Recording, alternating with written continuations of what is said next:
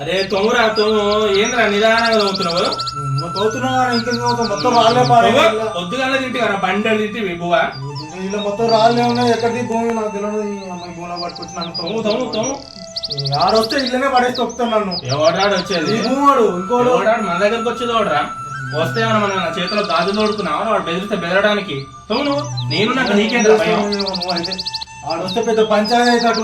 ఎవడాడు అగో అగో నేను చెప్తే నేను అప్పటి నుంచి వాడు వస్తూనే ఉన్నా. అప్పుడే ఏం జరుగుతున్నా అదే జరుగుతుంది. అవును నువ్వు ఆడికెళ్ళి ఈడి జరుపుకో నేను ఆడికెళ్ళి ఆడి చెప్తున్నా. అరే మా తాత ఆడికే దున్నాడు, మా నాయన ఆడికే దున్నాడు, నేను ఆడికే దున్నాను, రేపు నా కొడుకు కూడా ఆడికే దుంటాను. నీకు తెలవదా జరిపినప్పుడు?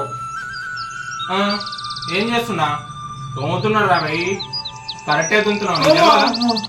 అరే మామూలు కొట్టేమేరా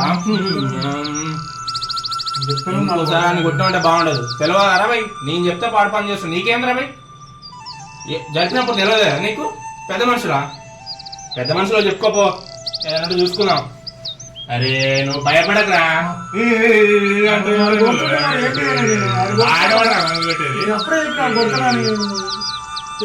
చెప్పుకోపోరా భయ్.